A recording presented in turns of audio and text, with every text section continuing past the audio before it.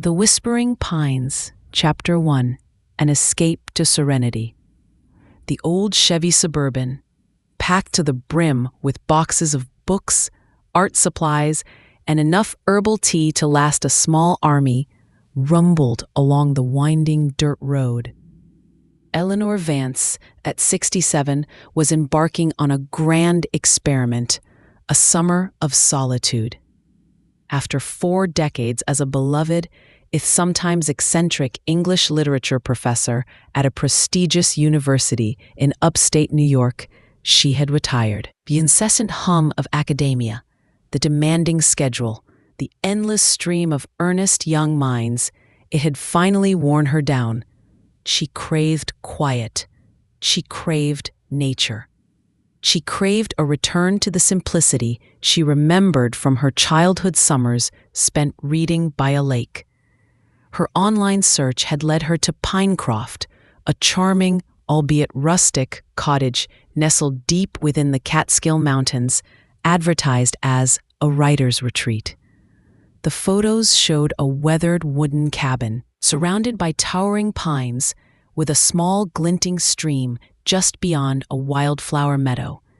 It promised serenity, a refuge from the clamor of the modern world. Perfect.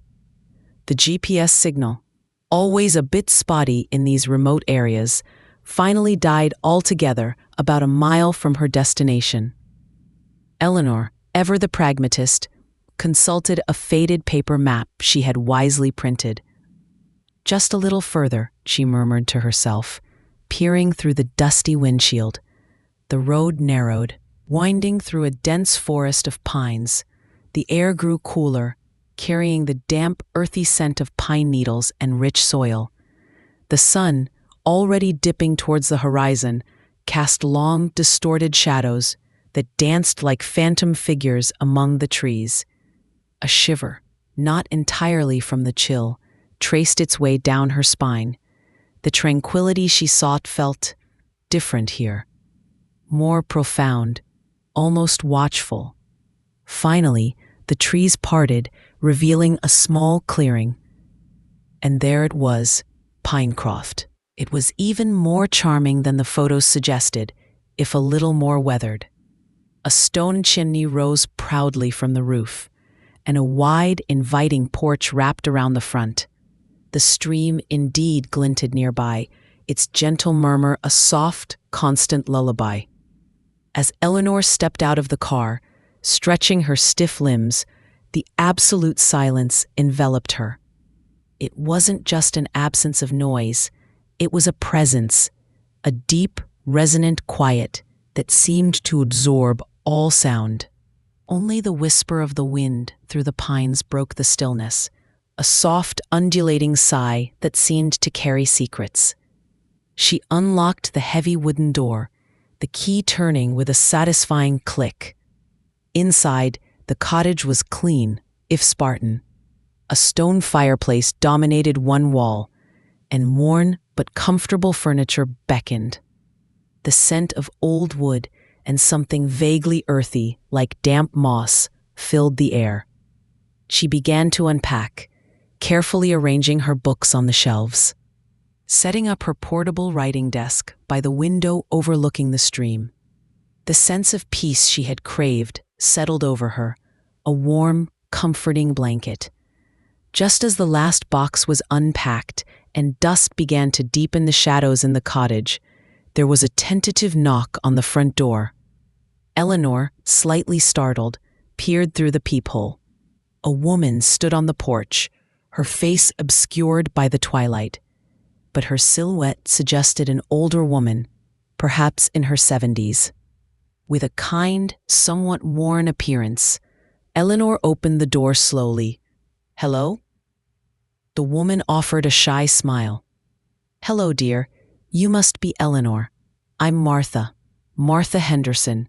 I live just down the road past the bend. Heard you moving in. Just wanted to introduce myself. We don't get many new faces out here."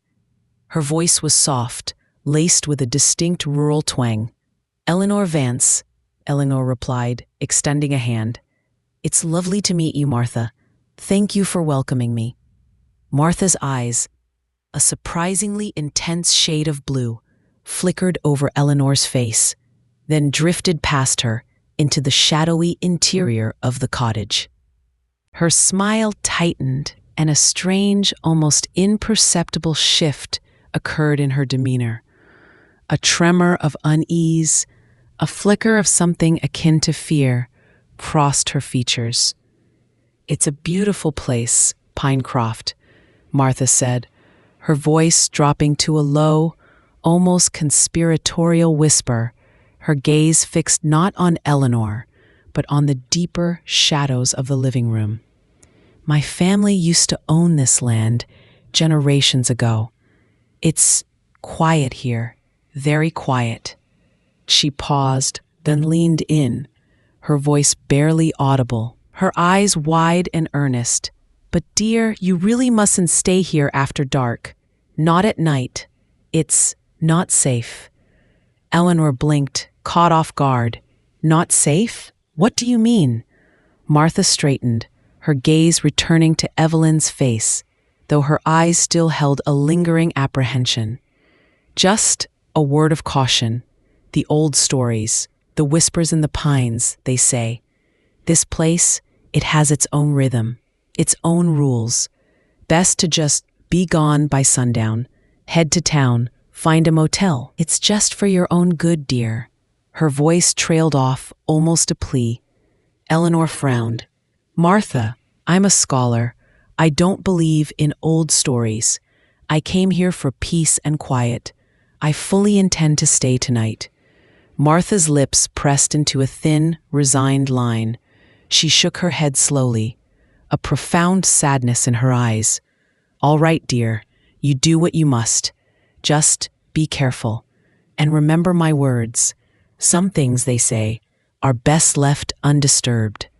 With that cryptic warning, Martha turned and ambled down the winding dirt road, disappearing into the deepening twilight, leaving Eleanor standing alone on the porch of Pinecroft. The unsettling whisper of the pines, now seeming to carry a new, ominous message. She was alone, and she intended to stay. Chapter 2. The First Flicker. Eleanor, a woman of sharp intellect and unwavering skepticism, dismissed Martha's warning as quaint, rural superstition. "Old wives' tales," she muttered to herself, as she lit the lanterns she had brought, casting a warm, flickering glow throughout the cottage. The idea of leaving her perfectly comfortable, albeit isolated, retreat for a dusty motel in town was absurd. She had come here for solitude, and solitude she would have. She unpacked her books, selecting a worn copy of Walden by Thoreau, a fitting choice for her summer of introspection. She made herself a mug of herbal tea, the steam rising invitingly in the cool evening air. The only sounds were the crackle of the kindling in the fireplace, the soft hum of her propane lamp, and the persistent, hypnotic whisper of the wind through the pines outside. It was precisely the serenity she had craved. Hours passed. Eleanor read, made notes for a new academic paper she was contemplating, and simply savored the profound quiet. The moon rose, casting silvery light through the windows, painting the forest in hues of charcoal and gray. The air grew colder, and she pulled a thick wool shawl around her shoulders. It was around midnight when the first oddity occurred. She was engrossed in a particularly dense passage of Thoreau, her mind fully absorbed, when a faint, scratching sound broke her concentration. Scratch, scratch, scratch. It sounded like branches scraping against the window pane, but the nearest pine tree was several yards from the cottage, too far for its limbs to brush against the glass. Eleanor frowned. She rose, walked to the window, and peered out into the moonlit night. Nothing. The pines stood tall and still, their branches swaying gently in the breeze, far from the cottage walls. The scratching sound had ceased. Just the wind. She reassured herself, despite the nagging doubt. She returned to her armchair, but her concentration was broken. She listened intently. The only sound was the familiar whisper of the wind. Then, a faint, almost imperceptible shift in the atmosphere within the cottage.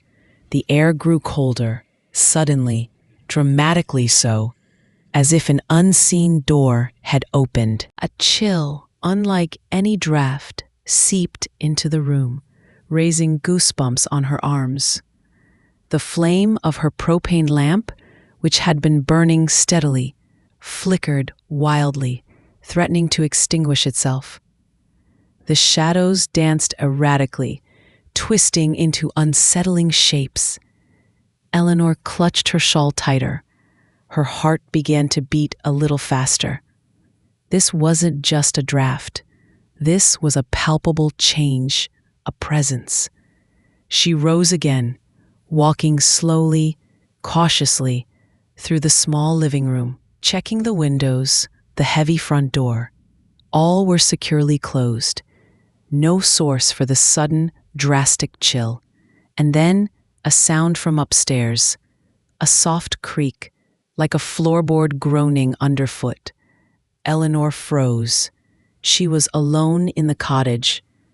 The stairs to the second floor, where the single bedroom was located, were just to her right.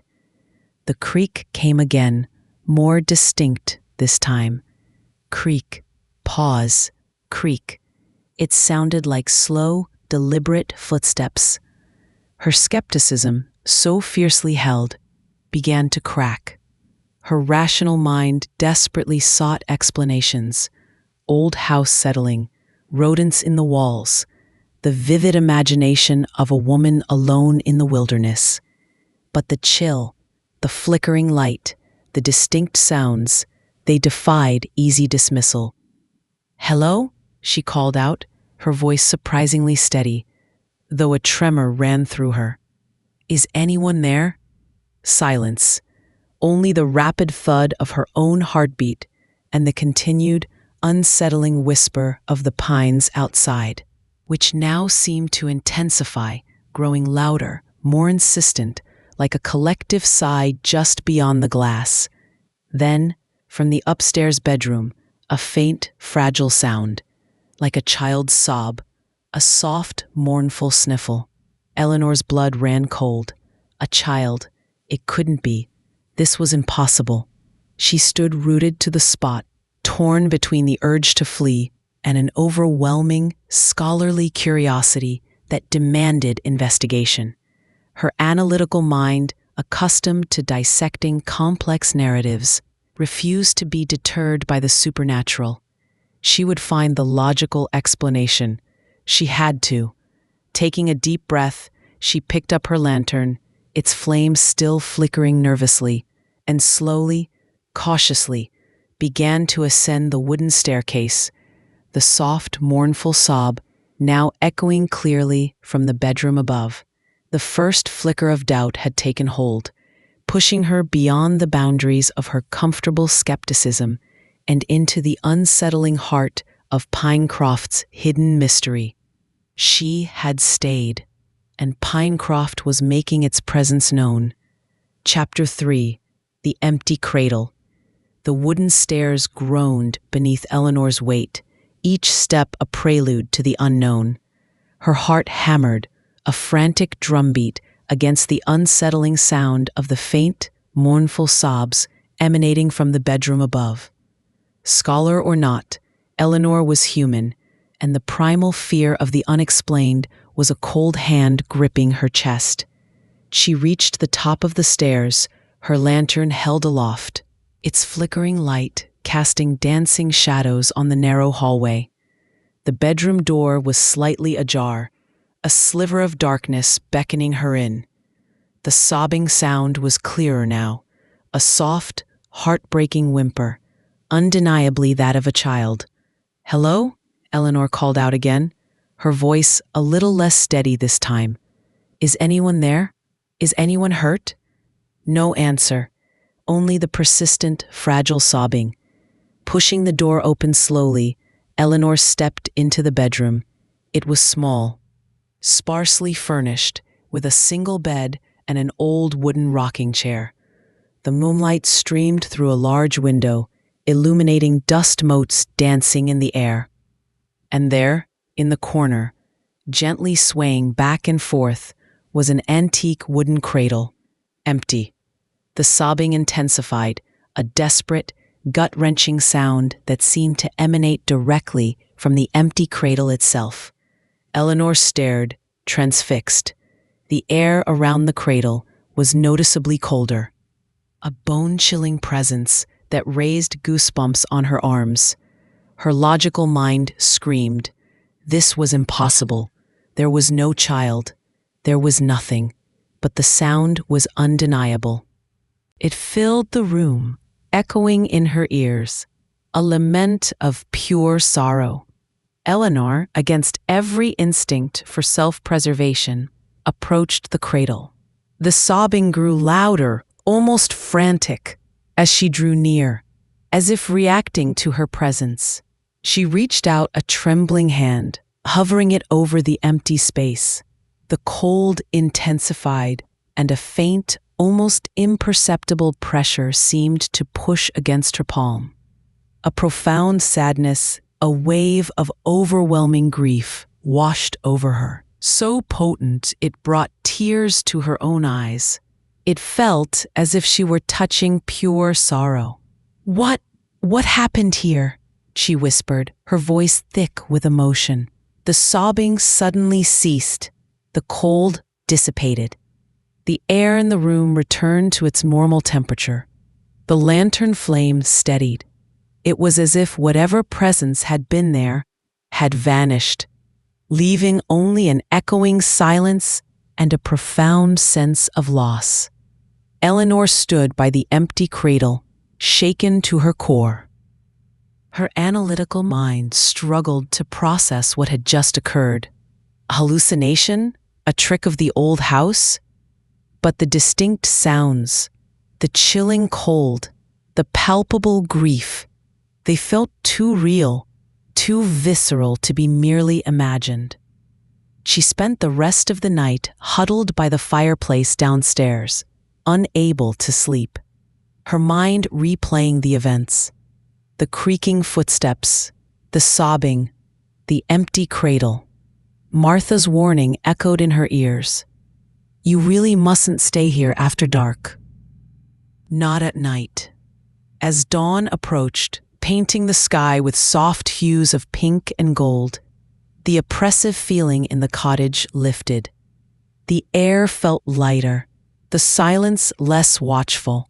The sun streamed through the windows, banishing the shadows that had seemed so menacing in the night.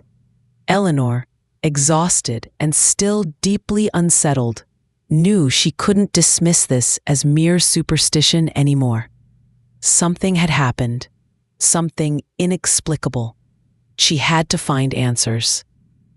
She had to understand the history of Pinecroft, the stories that Martha had hinted at. The empty cradle in the bedroom, steeped in sorrow, was a silent witness to a tragedy. And Eleanor, the scholar, found herself compelled to uncover its forgotten narrative. The summer of solitude had taken an unexpected turn, transforming into a desperate quest for truth in a place that held more than just quiet. Chapter 4. Whispers in the Town Archives. The first rays of sunlight brought not only warmth, but a renewed sense of purpose to Eleanor. Despite the unsettling night, her academic mind, trained to unravel complex narratives, was now fully engaged. This wasn't just a rustic retreat. It was a historical puzzle, a mystery begging to be solved. And the empty cradle, steeped in ghostly sorrow, was the central piece. She drove straight to the small town of Blackwood, the nearest settlement to Pinecroft. Its dusty main street looked like a relic from another era. The local library, a charming brick building with a squeaky front door, housed the town archives. The librarian, a kindly woman with spectacles perched on her nose, was surprised to see a new face. "Can I help you, dear?" she asked, Yes, Eleanor replied, her voice firm. I'm renting Pinecroft, the old cottage up in the hills. I'm interested in its history. Are there any records? Old deeds? Family histories? The librarian's eyes widened slightly. Pinecroft, you say? Oh, that's a very old place. Been empty for a long time. Used to belong to the Miller family way back. The Millers were one of the founding families of this area. She paused, her gaze thoughtful. Folks around here, they have a lot of stories about that place. Not all of them pleasant. So I've heard, Eleanor said, remembering Martha's warning. I'm a historian, you see. I'm interested in the factual records. The librarian, whose name was Mrs. Peterson, led her to a small, cluttered back room filled with dusty shelves and ancient ledgers. Here you go, dear. Everything we have on Pinecroft and the Miller family. Good luck. Eleanor spent the next few hours poring over old property records, family trees, and local newspaper clippings. The Miller family had indeed owned the land for generations, from the late 1700s. The cottage, Pinecroft, was built around 1850 by a Josiah Miller. She found various entries about the Miller family through the decades. Farmers, lumberjacks, a few merchants, all seemed unremarkable until she stumbled upon a series of newspaper articles from the spring of 1905. Blackwood Gazette, May 12, 1905. Tragedy at Pinecroft. Young mother and infant lost in fire. Eleanor's blood ran cold. The headline jumped out at her.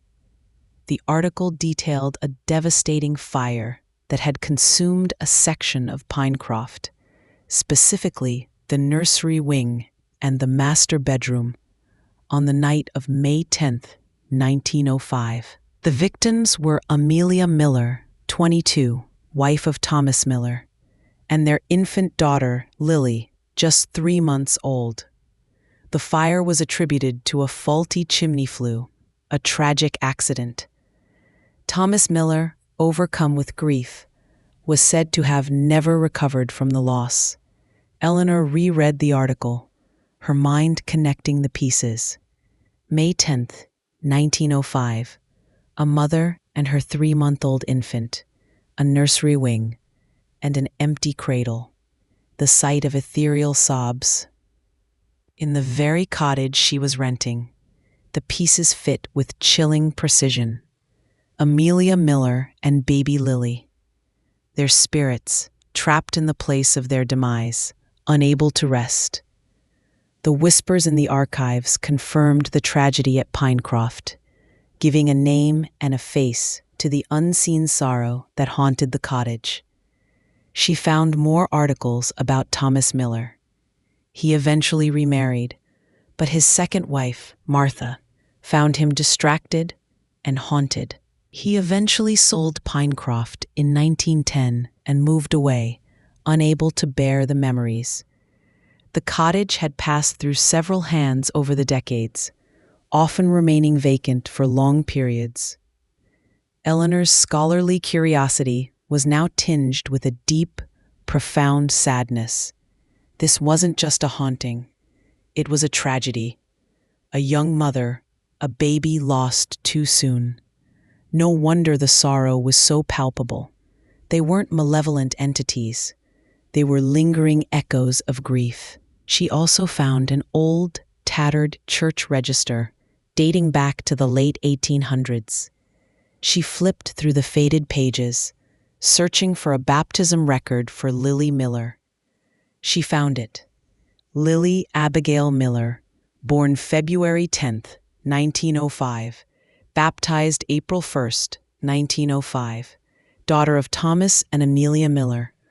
But beneath it, written in a different, more careful hand, was a small, almost imperceptible notation.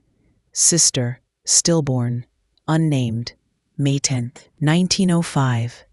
Eleanor frowned. Sister, stillborn. What did that mean?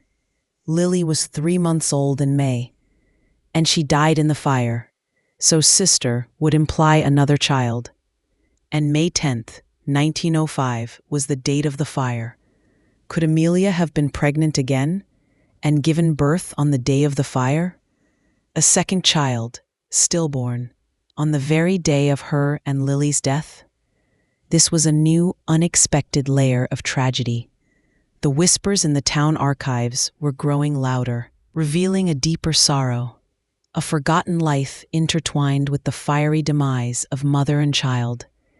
And Eleanor, the dedicated scholar, knew she had to delve deeper into this new, heartbreaking mystery. Chapter 5. The Midwife's Journal. The cryptic notation in the church register, Sister, stillborn, unnamed, May 10th, 1905, gnawed at Eleanor. It introduced a new, unacknowledged tragedy to the already devastating story of Amelia and Lily Miller. Why would a birth on the day of the fire be noted in a baptismal record? It made little sense unless it was an attempt to quietly account for something. Eleanor returned to the library, her mind buzzing with possibilities. She questioned Mrs. Peterson about the Miller family's more recent descendants, hoping to find someone who might possess old family letters or journals. Mrs. Peterson, intrigued by Eleanor's diligent research, remembered an elderly Miller relative, Agnes Miller, who had passed away just a few years prior. Agnes had been a dedicated local historian, known for her meticulous record-keeping. Agnes kept everything, Mrs. Peterson recalled. She was a bit of an archivist herself. Her collection of local history and family papers was quite extensive. When she passed, her nephew, a Mr. Douglas Miller, inherited all of it. He lives out near the old lumber mill, a few miles from town. Eleanor thanked her profusely and set off for Douglas Miller's residence.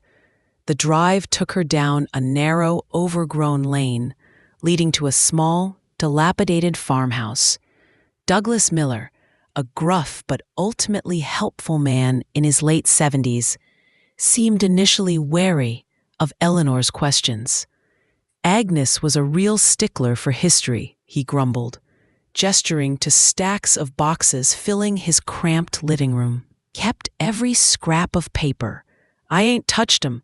Figured they'd be worth something to some history buff one day.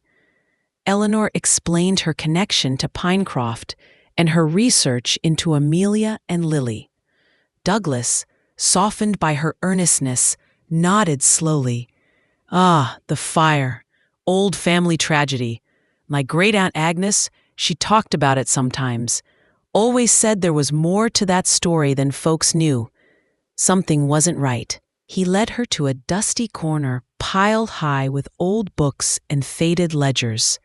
Agnes had a special interest in the old medical records, the midwives' logs, he explained. Said they often held more truth than official reports. She collected a few from old families around here. Eleanor's heart leaped. Midwives' logs. These were unofficial, often very personal, records kept by local women who assisted with births and deaths before modern hospitals became common. They often contained intimate details not found in public records. She spent hours sifting through the mildewed books and brittle papers. Many were indecipherable, but then she found it, a small, leather-bound journal, its cover worn smooth, titled Logs of Mrs. Alara Jenkins, Midwife, Blackwood and Environs, 1890 to 1915. The handwriting within was neat, precise, and filled with observations. Eleanor flipped through the pages, her pulse quickening. She found the entry for February 1905, Feb 10th, arrived at Miller Home, Pinecroft. Amelia Miller delivered a healthy baby girl, 6 pounds, 8 ounces, named Lily Abigail, mother weak but recovering. Eleanor continued to turn the pages, her breath catching in her throat. And then the entry for May 1905. May 10th. Called to Pinecroft in haste. Amelia Miller, 22, in distress, early labor, baby girl, very frail, mother in great pain. Fire broke out downstairs shortly after birth. Thomas Miller seemed distracted, almost joyful, then panicked. Not a natural fire, strange. Helped Amelia deliver a tiny baby girl, so small, barely breathing. Took her to the cellar, thinking it safer from smoke. Amelia died from smoke and complications, upstairs, with baby Lily. The frail infant, so fragile, did not want her to perish in flames. Thomas Miller returned, hysterical, but saw the second infant, saw her gasp. He took her, said, "I must keep her safe. She is all that is left. She will be raised far from here. No one must know. Say she was stillborn in the fire." I did not know what to do. The fire raged. The child was alive. He left with her. My heart aches for Amelia and her children, but the small one, she lived, and Thomas took her. A secret, a life saved but stolen. May God forgive me for my silence, but I feared his wrath and the flames. Eleanor gasped, her hand flying to her mouth. Not stillborn, not a tragic accident, a second child, a survivor, a baby stolen from the burning house by her own father, who then fabricated a lie to cover her existence and the suspicious circumstances of the fire. The midwife's journal was a devastating revelation. The fire wasn't just an accident, it was a chaotic cover-up. And the stillborn sister was a living, breathing person, taken from Pinecroft and her family's tragic story. The whispers of the midwife's journal had revealed the darkest secret of Pinecroft, a hidden life that defied death and had been hidden for over a century. Eleanor had to find out what happened to this child, this forgotten sister. Chapter 6. The Path to the Forgotten Sister. The revelations from Mrs. Jenkins' midwife journal sent a profound shockwave through Eleanor. The sorrow of Pinecroft wasn't just about Amelia and Lily. It was about a third child, a surviving infant, stolen by her own father and hidden from the world. The sobs Eleanor heard were not just of Lily, but perhaps of the unheard lament for this lost sister. Eleanor reread the midwife's entry repeatedly. Thomas Miller took her, said, "I must keep her safe. She is all that is left. She will be raised far from here. No one must know. Say she was stillborn in the fire." This implicated Thomas Miller, not just in covering up a suspicious fire, but in kidnapping his own child and orchestrating a massive deception. Why? Why would he do such a thing? The journal mentioned his distracted and almost joyful demeanor before the fire, then hysterical after, and the cryptic, "not a natural fire." Strange. Eleanor sought out Douglas Miller again, desperate for any information about Thomas Miller after he left Pinecroft in 1910. Douglas remembered snippets from family lore. Thomas was a strange one after the fire, he recalled. Always talking about starting over, getting a fresh start. He moved way out west to California, we heard. Never came back to Ohio. Cut ties with most of the family, except for a few distant cousins. California. That was a wide, daunting search area, but Eleanor had a name, Thomas Miller, and a timeline. He left around 1910, taking his infant daughter. The infant would be a woman of 118 years old now, if she had survived. An impossible age. No, the child had to have grown up and lived her life. Eleanor needed to find her descendants.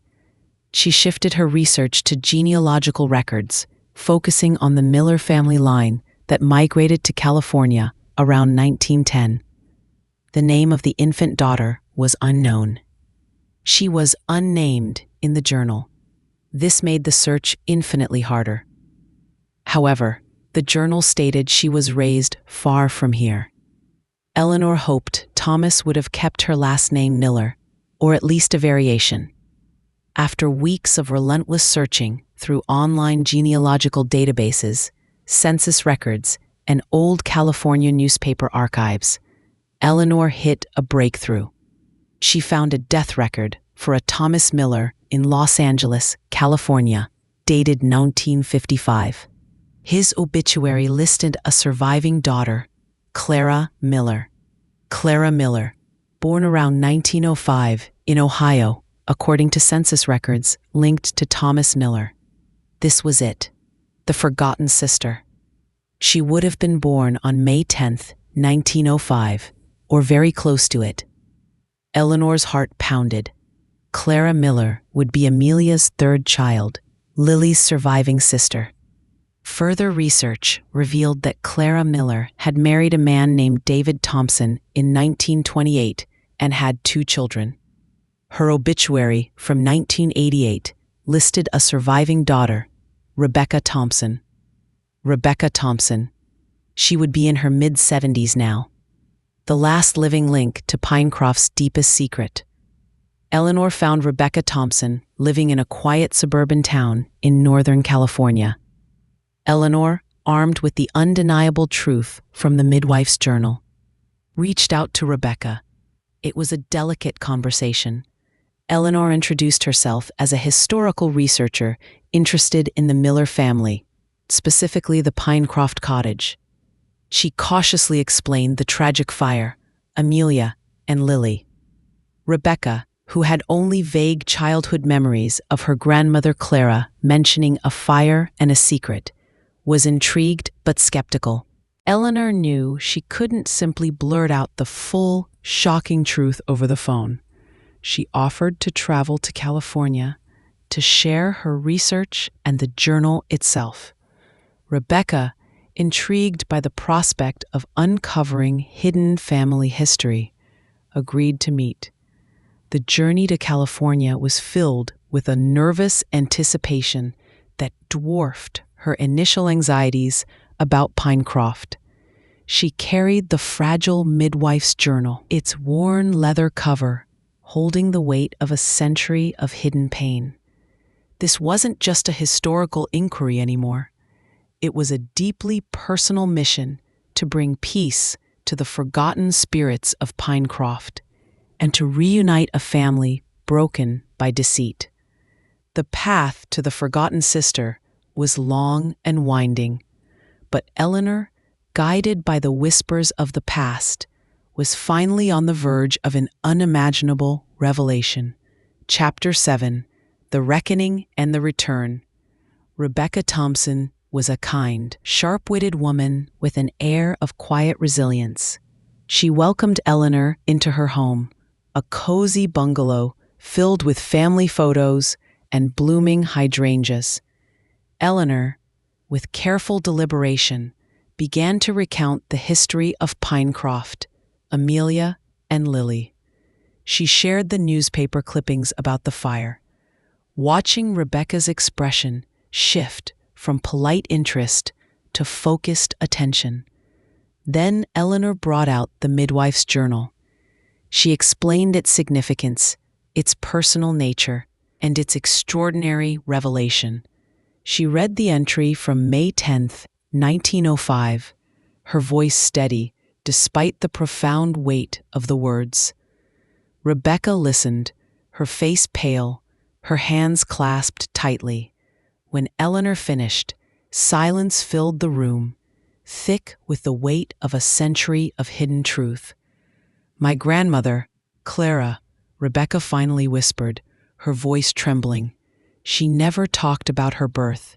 She was always so private about her childhood. "My grandfather, Thomas Miller. He died when I was young, but I remember him as a very distant, almost haunted man. He always had a strange, almost fearful reaction whenever anyone mentioned Ohio or his past. Clara Miller was born on May 10th, 1905, Eleanor confirmed gently. The same day as the fire at Pinecroft. The same day her mother, Amelia, and her infant sister, Lily, perished. She was the twin sister the midwife mentioned, the one thought to be stillborn. Rebecca stared at Eleanor, tears welling in her eyes. My grandmother, she was stolen. Her father, he took her from her dying mother, from her burning home, and he lied about it. All these years, it appears he did, Eleanor confirmed, her heart aching for the complexity of the human tragedy before them. The midwife's journal strongly suggests he fabricated the stillborn twin story to cover up the circumstances of the fire and to take Clara away, for reasons we may never fully know. Perhaps he blamed the cottage for the loss of Amelia and Lily, or perhaps he had a deeper, darker reason for wanting to erase that part of his life and Clara's true origins. Rebecca's mind raced, piecing together fragments of family history. My grandmother had a recurring nightmare, she revealed, her voice hushed. She called it the burning house dream. She would wake up screaming about smoke and a child crying. She always dismissed it as just a dream, but it wasn't, was it? It was a memory, a repressed memory of her own birth, her own survival, her mother's death. The reckoning was profound. Rebecca was discovering a devastating truth about her family's past, the century-old secret that had shaped her grandmother's life, and by extension, her own. The empty cradle in Pinecroft now had a name, Clara, and Clara had lived, carrying the silent trauma of her origins within her. Eleanor spent several days with Rebecca, sharing all the historical context, the research, the nuances of the time period. Rebecca, in turn, shared what little she knew about her grandmother Clara's life. A quiet, often melancholic woman, deeply devoted to her own children, but always with a hidden sadness in her eyes. It seemed Clara, even unknowingly, carried the unresolved grief of her true beginnings. Before leaving California, Eleanor contacted a distant branch of the Miller family, now living in Oregon, who were direct descendants of Thomas Miller's brother.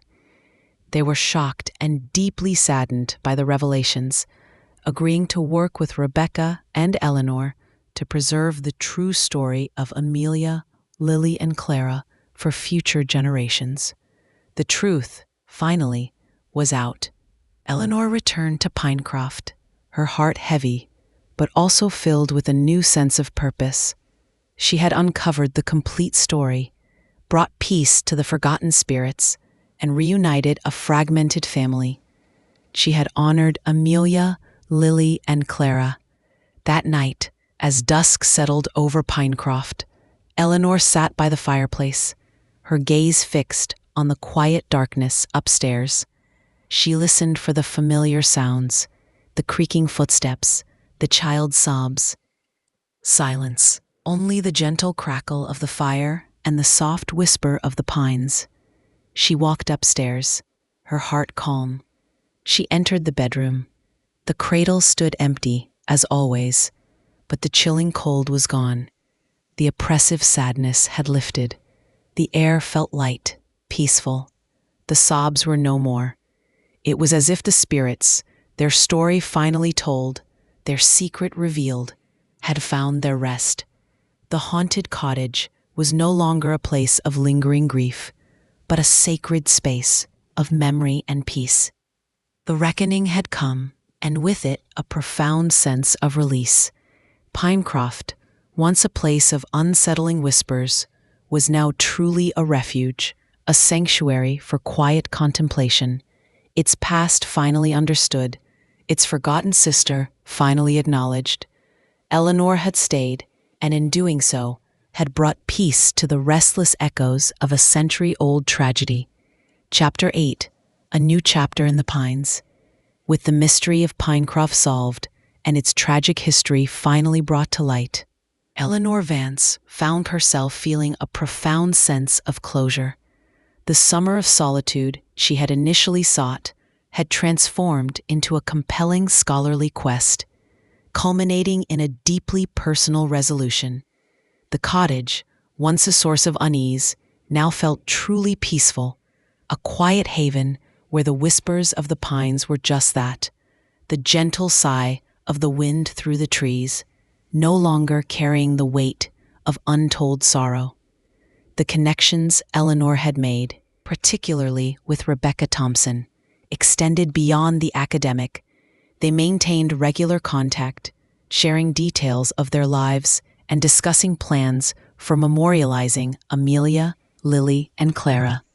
Rebecca, now understanding her grandmother's quiet melancholy, felt a deeper bond to her family history. She began collecting old photographs and documents, driven by a desire to fully embrace this newly discovered branch of her ancestry. Eleanor decided to extend her stay at Pinecroft beyond the summer. The university, understanding her unique circumstances and the profound nature of her research, granted her a sabbatical, allowing her to continue her work in the tranquil setting. She found a quiet rhythm, spending her days writing, not just academic papers, but also a book about Pinecroft, Amelia, Lily, and Clara. It was a narrative that blended historical research with the deeply emotional journey of uncovering a hidden truth, a story she believed needed to be shared widely. She welcomed Martha Henderson, her initial cautionary tale-teller, to Pinecroft for tea. Eleanor carefully explained the full story, sharing the midwife's journal and the historical records. Martha, initially skeptical, listened with wide eyes and a growing sense of wonder. So, the old stories, they were true, Martha whispered, a tear tracing a path down her weathered cheek. Just not in the way we understood. It wasn't evil. It was just profound sadness, a lost baby, a stolen life. Eleanor nodded. Precisely. The land remembers, Martha. The place holds the echoes of what happened here. But now, the story is finally told. And I believe the spirits have found their rest. Martha, in turn, shared more local lore. Old tales about the Miller family and the cottage that now, through Eleanor's lens, took on new meaning. Her understanding of Pinecroft deepened, enriching her sense of place and history. Pinecroft, once a place of whispers and shadows, gradually transformed into a quiet place of learning and healing. Eleanor hosted small gatherings of local historians and genealogists, sharing her research, inspiring others to delve into their own family histories. She felt a profound sense of purpose, not just as a scholar, but as a guardian of forgotten stories. The stream continued its gentle murmur, the pines continued their soft whisper, but the oppressive silence was gone. The chill in the air had vanished. The empty cradle in the bedroom remained, a silent memorial, but no longer a source of mournful sobs. It was a reminder of a life lost, a life hidden, and the power of truth to bring peace. As the seasons turned, Eleanor found a profound contentment in her new life at Pinecroft.